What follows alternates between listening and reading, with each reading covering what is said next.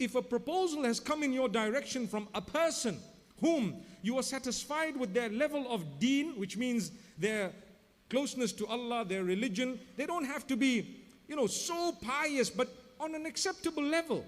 Perhaps they read their salah, they're responsible in their relationship with Allah, and secondly, their character and conduct is of an acceptable level. If you have those two, then let it happen. And you know what the hadith says? If you don't, oh, this is my favorite part. Do you know why it's my favorite part? We say it, we repeat it, and we see parents do exactly the opposite and face the same consequences mentioned by the Prophet ﷺ, and they blame everyone else. So the hadith says, if good character came to you with decent deen. Now, what does good character mean? You need a responsible guy, responsible person. So you have responsibility, mashallah. They're responsible and they have deen. They're good character. And don't just be satisfied at a statement uttered by someone, you know what? Yeah, this guy is like that. No, sometimes they have ulterior motives. I've known of many cases of people whom the parent asks one of their relatives, a brother or a sister or someone, that, my daughter is interested in this guy. And they say, no, he's on drugs. But you know what? He's not. So why did they say that? Because they were eyeing out the same child for their daughter. Subhanallah, wow. It's a reality. You may not like what I just said. There are some from amongst you who are really, really in that situation. Subhanallah. Where people just come and say nasty things. They've said it about me and about you.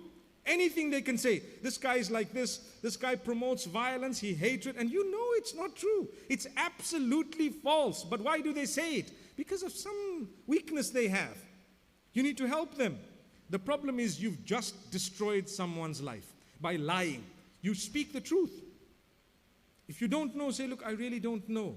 And if you know something, you say, look, I know something. It doesn't mean they're still like that, but I do know perhaps some time back this was the issue and the problem. But the difficulty is as soon as the child raises an issue at home that, I'm interested in someone, close it. Why? We're living in a world where we interact with people. You probably have the best child. It doesn't mean that because she has come up or he has come up to you with some suggestion from the school or the workplace that they're already having an affair. It doesn't mean that. It doesn't mean that they've started in a haram way. Not necessarily. You have to take it seriously. You have to communicate. You find out. And if that person happens to be genuine, if that person, no matter who they are, where they come from, if they happen to be genuine, sincere, guess what? You're going to have an uphill task trying to say no now, because you have Allah and His Rasul on one side and you have your ego on the other. Subhanallah. Like I said, you might have had your dream, but you have to adjust it as time passes.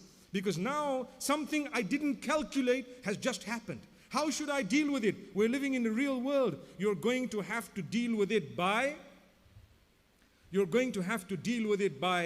facing it, by understanding it. Like I said, look at the guidelines of the deen and try your best to help your child.